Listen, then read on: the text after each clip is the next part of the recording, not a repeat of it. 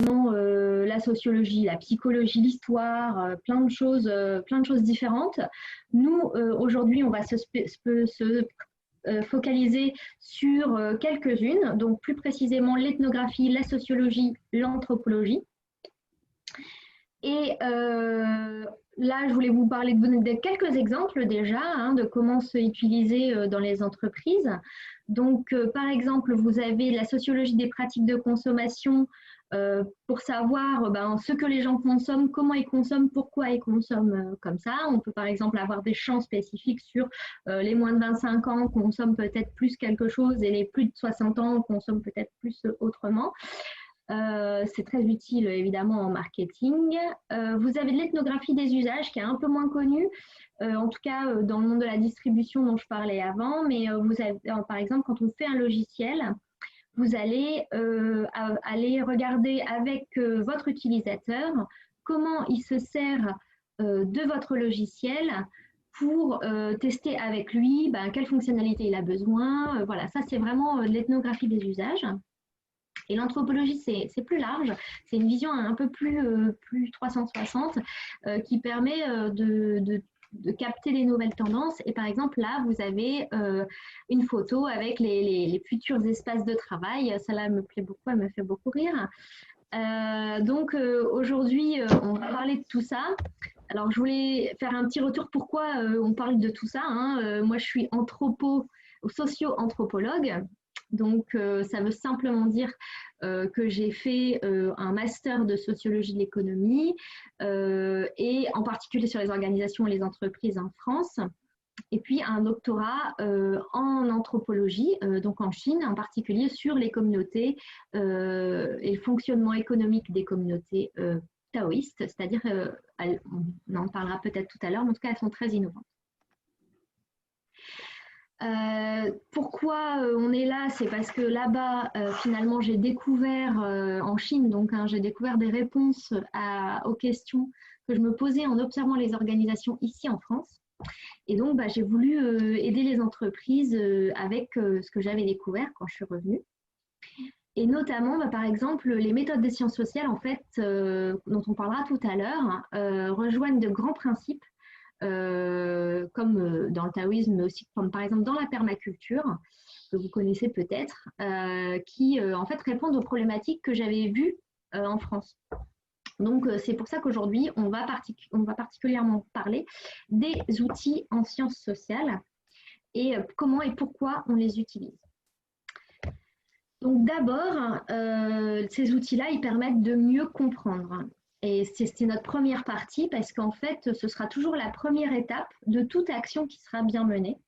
Et si vous connaissez la permaculture, la toute première étape, c'est d'observer sans rien faire et d'essayer de comprendre comment fonctionne le système, ce qui est exactement la même étape chez nous dans les sciences sociales. Alors, pourquoi mieux comprendre l'organisation ? Une organisation, c'est-à-dire une entreprise ou une association, tout simplement, d'abord pour mieux agir.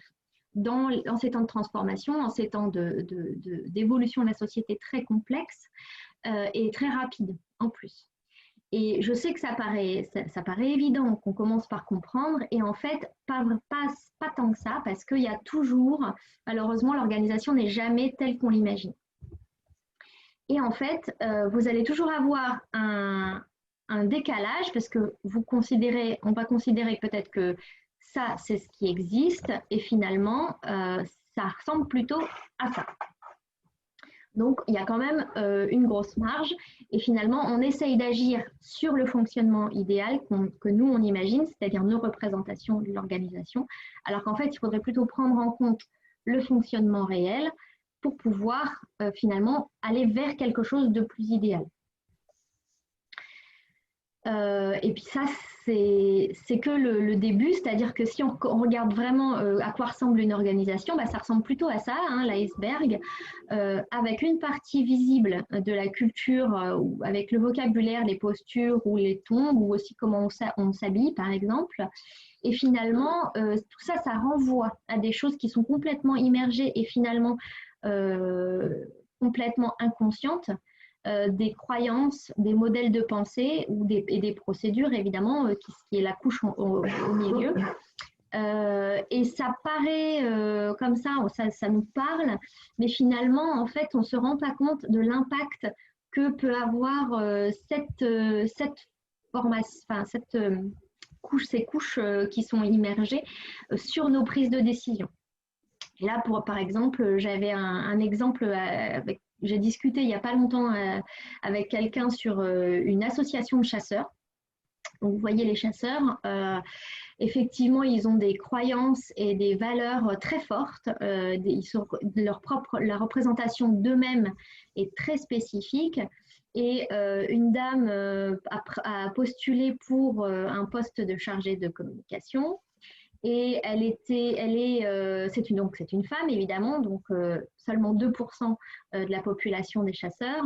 Et en plus, elle est métisse. Donc, elle a été recalée. Pas tout de suite au début parce qu'elle est extrêmement compétente, mais quand elle est arrivée à l'entretien, finalement, elle ne représentait pas l'association comme eux se la représentaient dans la tête. Et pourtant, au jour d'aujourd'hui, clairement, les chasseurs ont des difficultés, à la fois en termes de recrutement, mais aussi dans le spectre politique, puisque les Verts sont montés et mettent en péril quand même des choses auxquelles les chasseurs tiennent. Et finalement, engager cette dame, ça aurait été un très bon coup de com', mais ça ne rentrait pas du tout dans leur façon de faire, dans leur façon de se représenter eux-mêmes. Donc, elle a été recalée. Et ce qui est très dommage, parce que vraiment, je pense que ça aurait été un excellent coup de com' pour remettre en route une bonne dynamique dans l'association.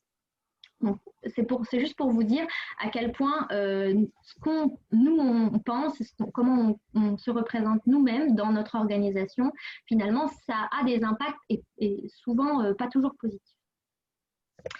Un autre exemple, donc dans une transformation culturelle auquel on participe, là c'est un changement de dirigeant qui a lancé la transformation. En fait, c'est une dirigeante très dynamique, très iconoclaste, qui s'est attaquée à la transformation des métiers, de la structure, des valeurs. Enfin, c'est une grande transformation, puis très adaptée au monde actuel.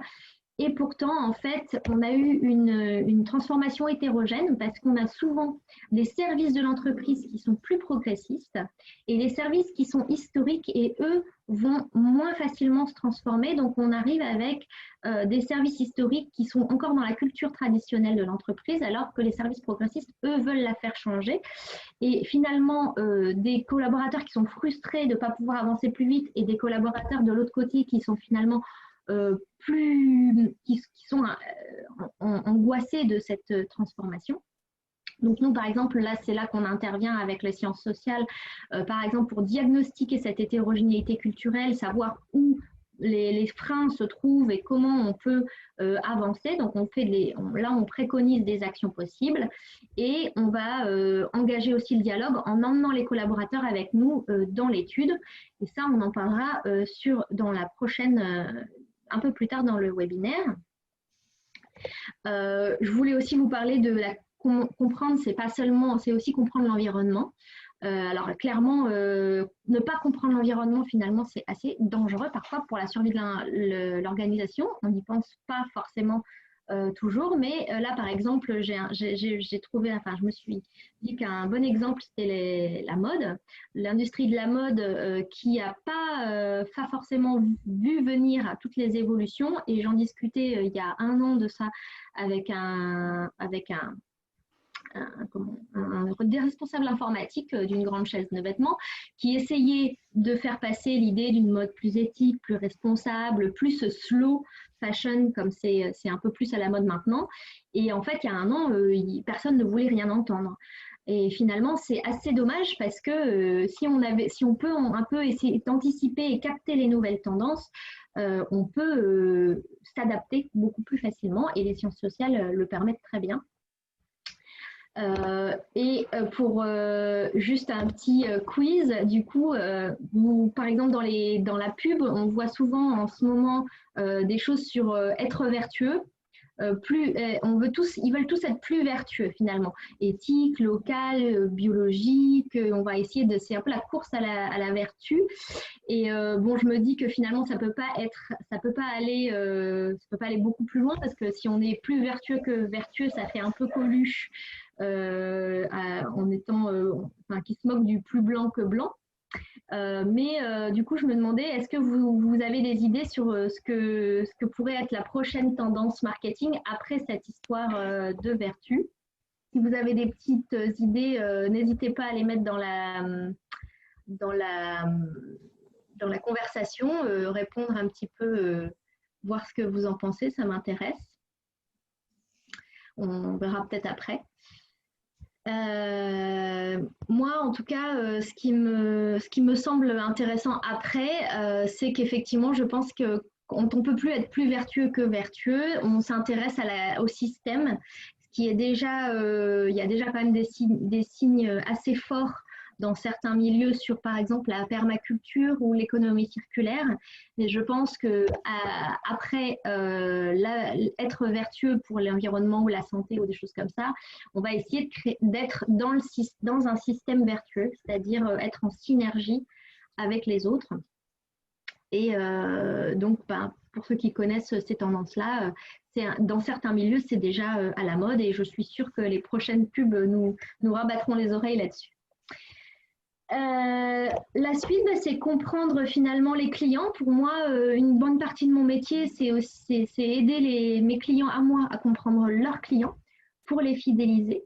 Là aussi, je sais que ça paraît très évident, hein, on va essayer de comprendre les clients pour mieux les satisfaire finalement, mais ça ne l'est pas toujours.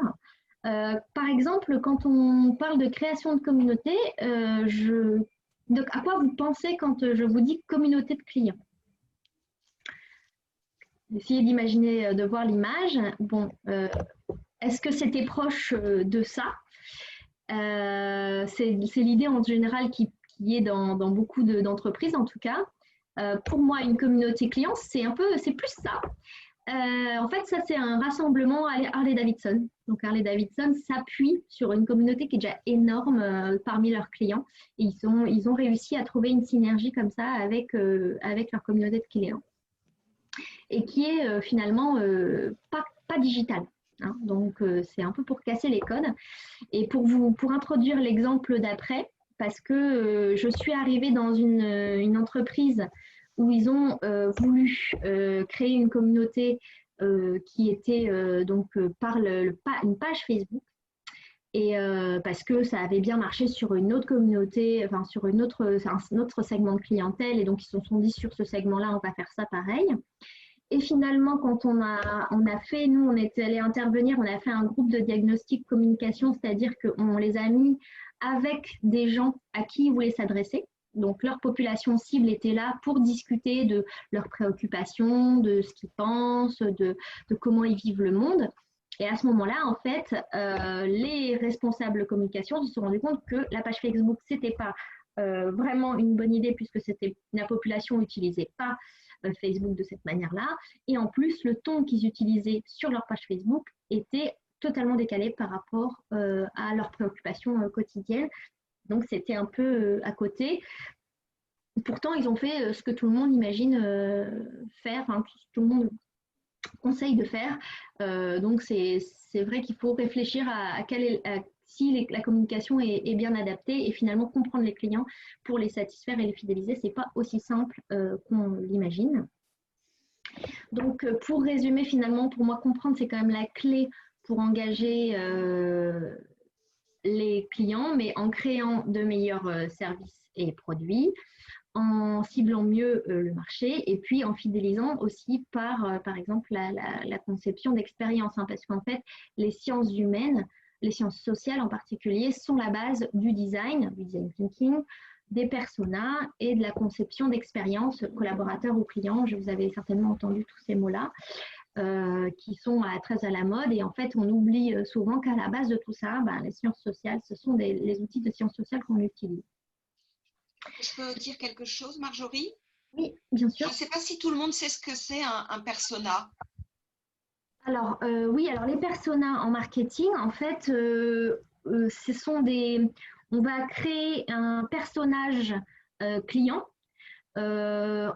pour mieux pouvoir s'imaginer le client quand on crée de la communication ou quand on crée un service. Le souci, c'est que souvent, les marketeurs créent leur persona client, donc le personnage du client, hein, avec la photo, qu'est-ce qu'il aime, comment il vit, est-ce qu'il est marié ou pas, enfin plein d'éléments. En général, ils créent ça dans leur bureau tout seul en imaginant. Et ça marche quand même beaucoup moins bien que quand on va vraiment sur le terrain et qu'on rencontre les clients et qu'on crée des personas à partir de ça.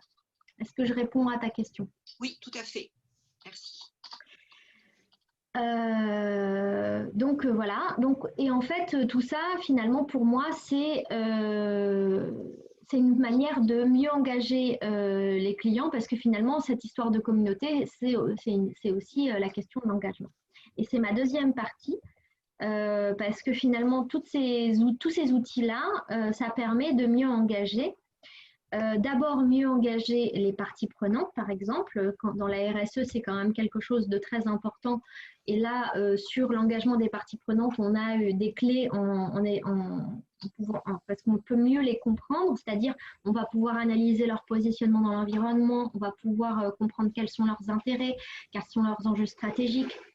Et donc, on va pouvoir beaucoup mieux les mobiliser, savoir comment s'adresser à elles et de quoi leur parler pour pouvoir les mobiliser dans la démarche. Évidemment, on peut aussi mieux communiquer avec elles, avec les collaborateurs, avec les clients en général, tout simplement parce qu'on peut s'intéresser aussi au style de communication, à la personnalité, quels sont les sujets qui les intéressent. Quand je parle des clients et de la communauté client sur Facebook, par exemple, ils ne parlaient pas du tout de sujets qui les intéressaient. Donc, tout ça, c'est des choses qu'on essaye de comprendre avec les sciences sociales et qui sont cruciales en fait pour communiquer, pour engager et puis aussi finalement après pour mieux manager puisque tout ça, ça s'adresse aussi aux collaborateurs.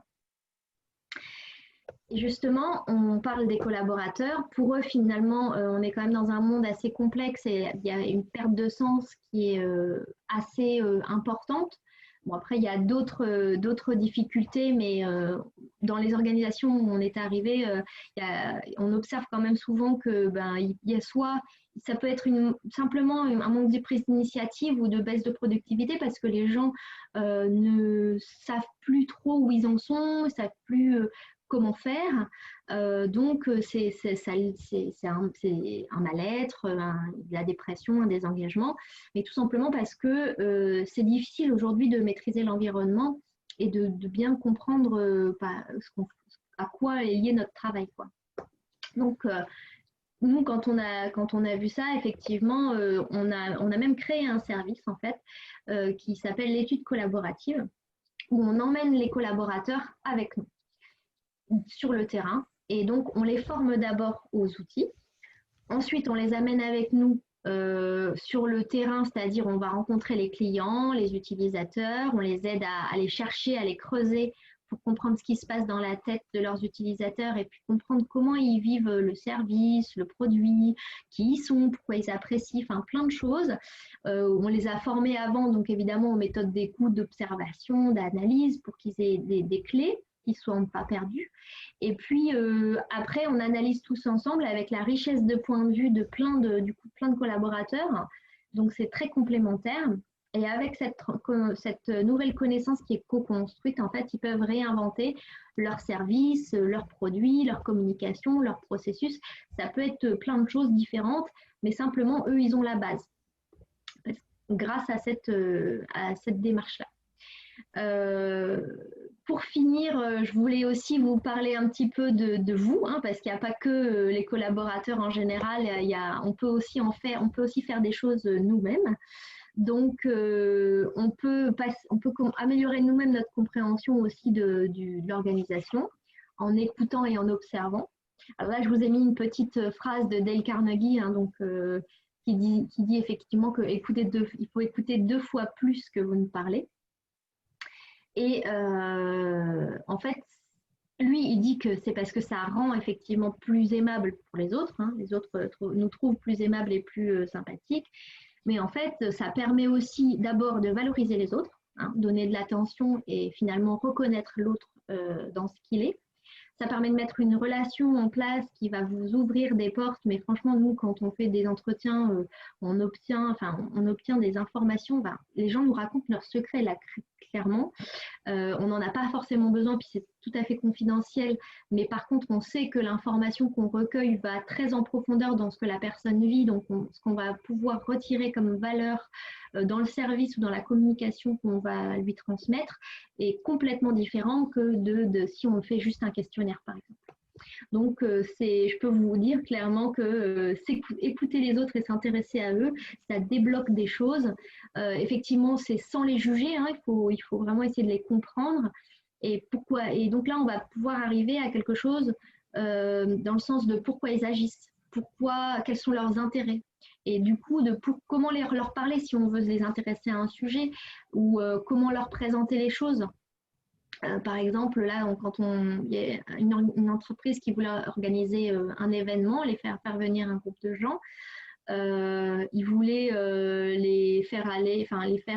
leur faire visiter un musée auquel ils participent, l'entreprise est mécène, mais en fait, en écoutant les gens parler, clairement, la culture, c'était pas quelque chose qui les intéressait beaucoup. Par contre, ils s'intéressaient beaucoup aux plantes, au jardinage, et donc on les a emmenés plutôt dans un parc et on leur a fait faire une visite un peu plus poétique, et ça leur a beaucoup plu. Donc, il faut essayer de sortir un petit peu de nos conceptions à nous, de nos préjugés qui sont tout à fait normaux, puisqu'il faut bien qu'on se représente la réalité pour pouvoir agir. Hein. On est obligé d'avoir une conception d'une boîte, comment la boîte s'ouvre pour pouvoir l'ouvrir. Tout le social, c'est un peu ça, c'est un peu comme ça.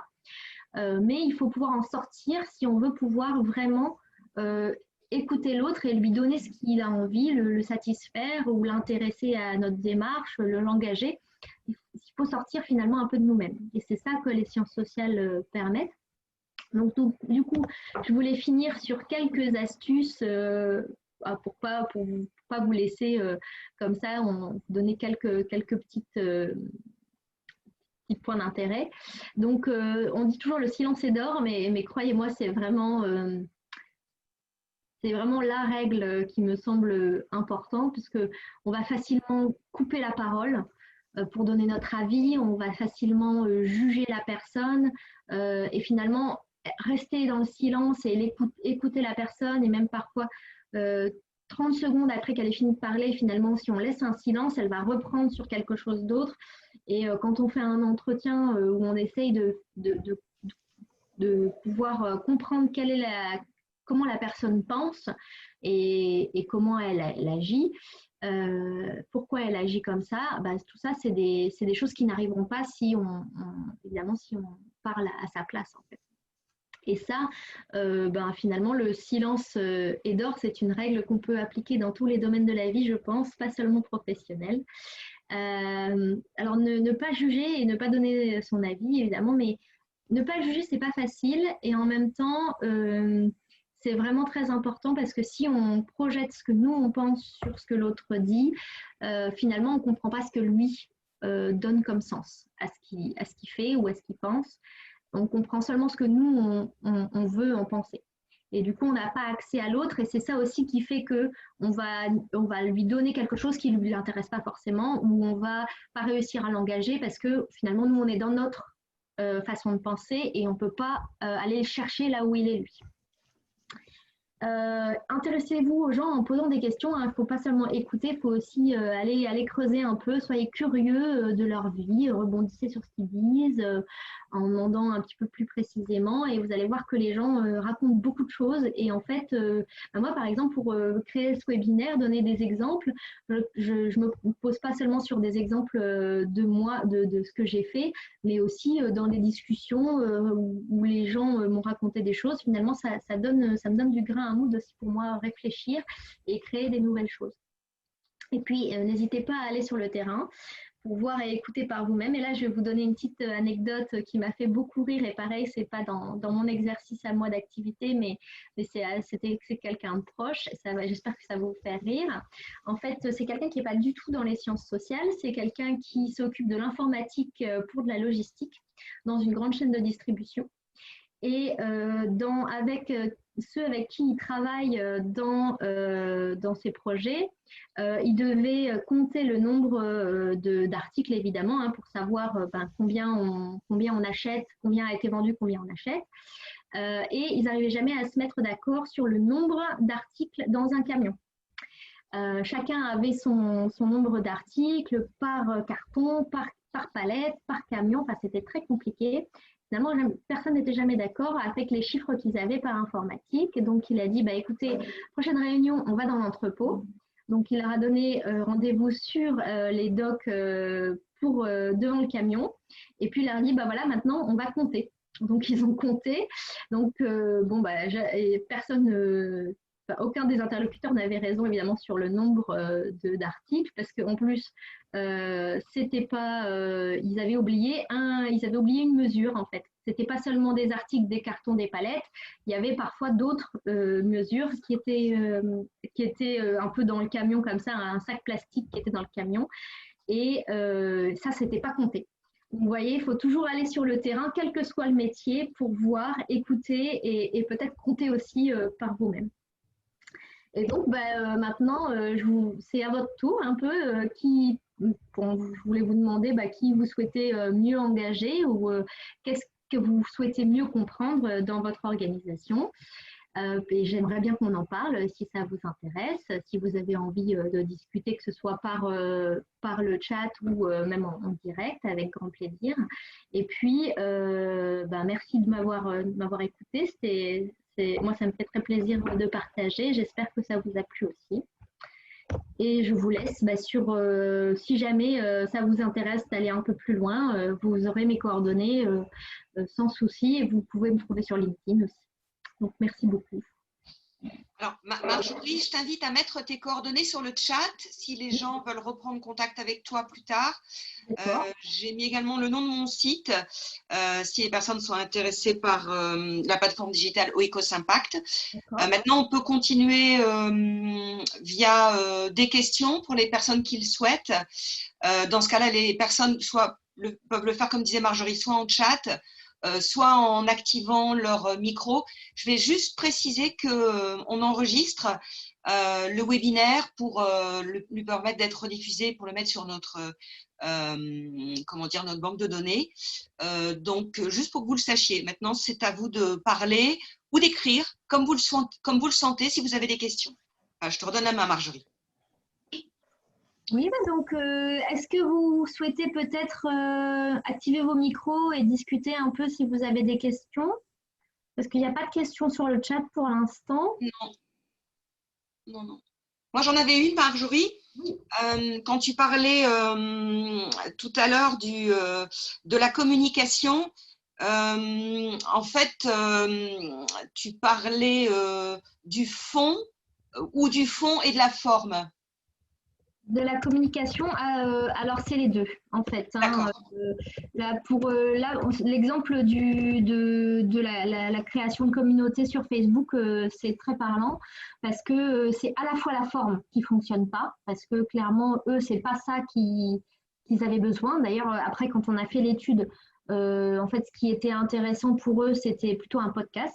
Donc, c'était pas du tout ce qu'ils voulaient ce qu'ils avaient besoin, ce qui les engagerait sur la forme. Et sur le fond, pareil, en fait, là, la communication, c'était très « Oh, c'est super, c'est très positif comme ça », alors qu'eux vivaient des choses très, très dures. Et en fait, ce qu'ils avaient besoin, c'était plutôt de l'information. Parce que c'est très compliqué pour eux de trouver de l'information. Donc là, sur le fond et la forme, les deux, c'était complètement à côté de la plaque. D'ailleurs, c'est le responsable de communication m'a dit ça, c'était complètement à côté de la plaque. Ok. Alors, je regarde sur le chat. Alors, je vois une question. Est-ce que tu regardes en direct ou tu veux que je te les donne pour que ce soit plus simple? Mode plus éthique et plus respectueuse de l'environnement. Non, je ne vois pas de question. En fait, tu as une question, toi? Non, je vois que tu as mis tes coordonnées. Non, j'en vois pas. J'ai mis mes coordonnées. Ok. Eh bien, écoute, ça veut dire que c'était très clair et qu'on a tous tout compris. Bon, je vois des remerciements, c'est gentil. Mais est-ce que vous, dans vos organisations, vous avez des démarches dans ce style-là ou comment ça se passe pour vous? C'est un peu ça, moi, la question que j'ai envie de vous poser. Est-ce que vous voudriez engager un peu plus des collaborateurs ou alors aller voir vos clients un peu différemment peut-être? Est-ce que c'est des choses que vous avez envie de faire? Et est-ce qu'il y a des freins pour ce genre de choses? Alors, est-ce que quelqu'un veut répondre? Alors, moi, je peux parler au nom de mon organisation, Marjorie, Oui. puisque nous, on a une organisation multisite. Donc, beaucoup de questions sont gérées au siège, mais on nous demande régulièrement notre avis. Comme on essaie d'établir une gouvernance partagée, tu vois, le frein, c'est la distance. Donc, je ne sais pas comment toi tu vois l'impact des sciences sociales, comment ça pourrait nous aider, nous, par exemple. Alors la distance, c'est un problème compliqué qui existe beaucoup aussi dans les SS2I. Nous, on a travaillé avec des entreprises de services informatiques où les consultants sont tous délocalisés chez les clients. Donc là, il y a des travaux, enfin eux, ils ont une culture qui aide à travers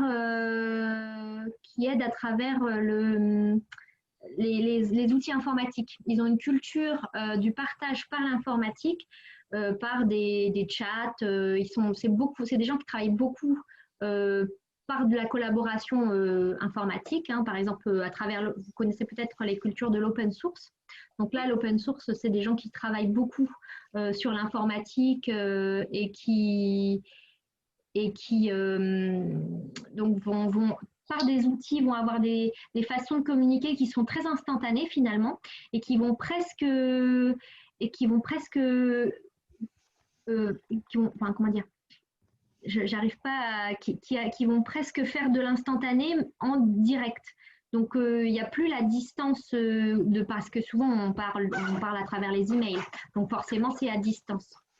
Mais quand on va par exemple sur Slack ou sur d'autres outils et qu'on l'utilise en messagerie instantanée, il n'y a plus la distance géographique. Finalement, c'est un peu comme si on était directement avec la personne. Et là, par le télétravail, par exemple, il y a pas mal de gens qui ont commencé à collaborer comme ça, même si ce n'est pas dans la culture. Et c'est ça qui est compliqué. Parce que les informaticiens, dans ces cultures-là, dans l'open source par exemple, ont cette habitude de travailler directement avec d'autres gens en instantané, en s'envoyant des messages instantanés. Donc ça, pour eux, c'est l'évidence. Et pour nous, c'est pas du tout évident, c'est pas du tout dans notre culture. Moi, j'utilise Slack, mais clairement, on l'utilise pas de la même manière qu'eux, en fait. Là, pour cette difficulté de la distance géographique, je pense que la seule possibilité, c'est de créer des outils informatiques qui existent, hein, mais surtout de s'acculturer à une utilisation qui est différente de la nôtre. On ne va pas utiliser Slack de la même manière parce que c'est comme si on va travailler directement, instantanément sur la même chose en même temps et discuter. Il faut comme se donner des rendez-vous, entre guillemets, et travailler ensemble à travers ces outils-là. Et là, la distance est réduite en fait. C'est ce qu'on a fait. Effectivement, on a mis en place un Slack. On a régulièrement des échanges via Zoom. Et on est très souvent au téléphone. Et quand on peut, on se voit physiquement. Mais c'est vrai que c'est un petit peu un frein quand même. Mais il y a des choses effectivement à mettre en place. Et le Covid n'arrange rien. Ah oui, c'est sûr, c'est sûr. Oui. Mais comme je dis, ce n'est pas l'outil lui-même, c'est vraiment la façon de l'utiliser. Donc, Ouais. c'est vraiment se donner rendez-vous à un moment pour travailler ensemble sur la même chose et puis commencer à discuter très régulièrement sur cet outil-là. C'est pas la même chose que dire, bah voilà, il y a Slack et on peut s'envoyer des messages. C'est pas la même, c'est vraiment l'utilisation de l'outil qui est importante. Oui. J'ai des questions, si tu veux, je te les donne. Donc, il y a une personne qui est arrivée à la fin qui demande si elle peut avoir un replay. Donc, je ferai un enregistrement, je te l'enverrai. Mais peut-être que tu feras d'autres webinaires, on en avait parlé ensemble. Et là, je te laisse répondre. Bah oui, j'espère qu'on fera d'autres webinaires. Et puis, enfin, même si vous avez des questions qui pourraient améliorer le webinaire, moi, ça m'intéresse de pouvoir rajouter des informations qu'on manquait ou des choses comme ça. Okay. Alors là, par exemple, la différence entre l'ethno et l'anthropo. Donc, très bonne question. Je ne l'ai pas mis parce que c'est très technique et je ne voulais pas alourdir. Mais en fait, je l'explique. J'ai une slide très claire. Je pourrais vous l'envoyer peut-être parce que là, je suis en train de préparer un MOOC. Donc, c'est beaucoup plus technique. L'ethnographie, en fait, c'est vraiment décrire les usages. C'est vraiment la méthode de description dans l'observation des usages, de la vie collective, de tout ce qui se passe dans un groupe ou pour une personne. L'anthropologie, c'est l'étape d'après. C'est l'étape même, la troisième étape. En fait, après l'ethnographie, il y a l'ethnologie. Alors, l'ethnologie, c'est l'analyse de ces matériaux qu'on a créés par la description pour réfléchir à la cohérence. Hein. Donc, ça, c'est logie, donc le logos, c'est-à-dire le discours. Et ensuite, en troisième partie, en troisième étape, on a l'anthropologie. Et là, c'est comparer entre eux des écrits d'ethnologues sur une culture fait ça, une culture fait ça, et finalement, quels sont les points communs, quelles sont les différences. Donc, l'anthropologie, c'est vraiment trouver les invariants du comportement humain à travers différents groupes. Donc, on va faire, par exemple, de l'anthropologie de la parenté, parce que dans toute l'humanité, il n'y a que 7 systèmes de parenté différents. Voilà. Ou de l'anthropologie du don contre don, ou de l'anthropologie de la consommation. Enfin, c'est vraiment sur ce qui est commun à toute l'humanité.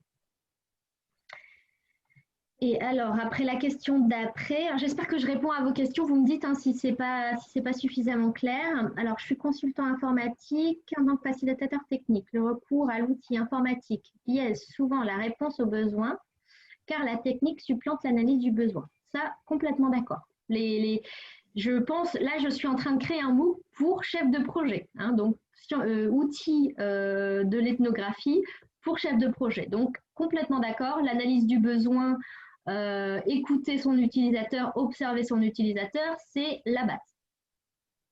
Comment mettre de côté l'outil dans l'après-Covid? Alors, je pense qu'on peut, là, l'après-Covid, si c'est la question, c'est vu qu'on est en télétravail, c'est plus difficile de ne pas avoir recours au digital, je suis complètement d'accord. Et finalement, on a besoin d'un outil pour avoir accès à la personne. Le problème, c'est pas, je pense, l'outil, c'est vraiment ce qu'on en fait. C'est-à-dire, moi, j'ai fait des entretiens pendant le Covid par Zoom.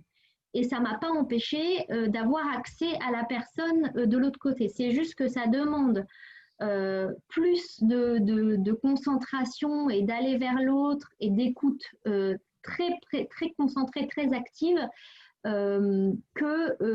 plutôt que quand on est en face à face. Quand on est en face à face, il se passe plus de choses, c'est plus facile. C'est pour ça que quand je forme les gens, normalement, c'est en face à face. C'est beaucoup plus simple parce qu'effectivement, on va être à l'écoute aussi du non-verbal, de tout l'environnement, de ce qui va se dégager de la personne. Donc, c'est plus simple. Mais effectivement, là, si on doit forcément passer par des outils informatiques parce qu'on ne peut pas faire autrement, il faut finalement, en fait, prendre l'analyse de besoin, l'écoute et l'observation en tant que telle, c'est-à-dire il faut faire des entretiens que pour ça, par exemple. Moi, c'est ça que je fais. Et quitte à se servir de Zoom, ça, c'est pas gênant, mais vraiment focaliser que sur ça. Parce qu'en fait, aussi, il y a un problème avec le télétravail par le digital, c'est que ça coupe une majeure partie des interactions qui sont informelles, c'est-à-dire qui n'ont pas été organisées. Là, aujourd'hui, on a un rendez-vous pour un meeting, on fait le meeting et puis après, c'est fini. Il n'y a plus de « Ah, comment s'est passé ton week-end ?» En tout cas, c'est très, très réduit et c'est beaucoup plus rare. Et ça dépend des organisations, évidemment aussi. Mais du coup, il y a beaucoup d'informels qui passent à la trappe. Je rencontre un tel à la machine à café. Ah, tiens, j'ai un problème là-dessus. Est-ce que tu pourrais pas m'aider? Ou ça fait penser à l'autre qu'il a fait un tel truc. Et du coup, tiens, on pourrait peut-être faire ça. Tout ça, ça passe carrément à la trappe. Et donc, en fait, il faut recréer ça, mais à travers les outils. Et recréer enfin pas le hasard, mais la coïncidence, c'est très compliqué évidemment. C'est beaucoup plus, c'est naturel à la base, donc c'est pas quelque chose qu'on va faire facilement. Mais il faut un peu s'obliger finalement à refaire de l'analyse de besoins ou du brainstorming, enfin ce qu'on a l'habitude de faire un peu de manière informelle, toujours par les outils, parce que si on ne peut pas faire autrement, ben, on passe par les outils, mais il faut que ce soit précisément. Voilà. C'est toujours pareil. Je ne sais pas si je réponds aux questions. Pourriez-vous me tenir informé de l'heure de la mise en ligne? Oui, alors là, ce sera la mise en ligne, ce sera pour l'année prochaine. En fait, ce sera pour le début de l'année prochaine et ce sera avec le MOOC GDP. Si vous connaissez GDP, c'est de la gestion de projet. C'est un MOOC spécifique, donc ce sera sur cette plateforme-là. Donc, on pourra peut-être vous envoyer un mail. À ce moment-là, vous pouvez, moi, m'envoyer un mail et je vous mets dans la mailing list parce que j'ai une petite mailing list que je suis en train de construire, donc pour informer de tout ce qui se passe. Donc, avec plaisir. Et envoyer la slide de la différence. Avec plaisir. En fait, envoyez-moi des petits messages. Je vous mets dans la mailing list et puis je vous enverrai peut-être la slide, le replay, le MOOC quand il sortira. ce sera selon le planning de GDP. Je pense que c'est février. Voilà. Alors, Centrale Lille, oui. C'est effectivement le MOOC GDP de Centrale Lille. Je pense que c'est Centrale. Hein. C'est ça. C'est une nouvelle spécialisation du GDP. Voilà. Donc, vous connaissez, c'est bien. Tant mieux. Alors, quelqu'un te demande ton slide sur la différence entre ethno et anthropo. Oui, alors là, je vais peut-être pas le retrouver tout de suite, mais je pourrais, enfin quoique, en fait, en vrai, je pourrais peut-être le retrouver parce que je l'ai fait il n'y a pas très longtemps. Donc, alors, oui, il est là. Hop. Hop. Hop. Hop. Et on partage. Partage. Voilà. Non, ça, c'est pas ça. Partage. Voilà. Ah oui, parce que du coup, je crois que tu as désactivé le partage. Alors, je te le remets. Voilà, c'est bon.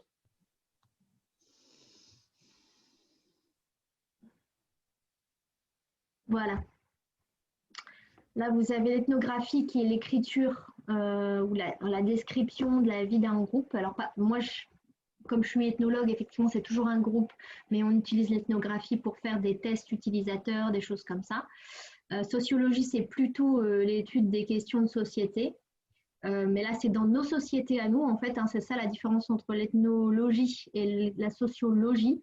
L'ethnologie, c'est vraiment décrire un groupe dans sa vie et de la cohérence de sa culture.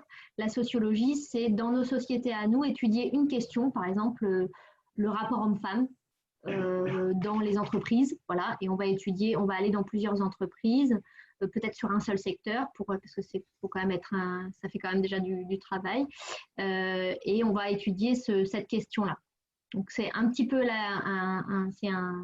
c'est une approche un peu différente. Et l'anthropologie, l'anthropologie, elle se sert de tout en fait. Elle se sert de l'ethnographie, de l'ethnologie et de la sociologie, et puis même des fois d'autres sciences humaines, la psychologie, parce que c'est assez proche finalement, la démographie, enfin ça peut être assez large en anthropologie. J'espère que ça répond à votre question. Voilà. Je pense que oui. Alors, est-ce qu'il y a encore de nouvelles questions? Apparemment, c'était la dernière question. Moi, je voulais te remercier, Marjorie, pour la qualité de ton intervention et ta clarté, surtout parce que c'est des sujets quand même complexes et vastes. Et j'espère qu'on aura l'occasion de te revoir prochainement et régulièrement sur les réseaux pour d'autres webinaires. Voilà. Avec plaisir. Moi aussi, j'espère qu'on pourra se revoir. Avec plaisir.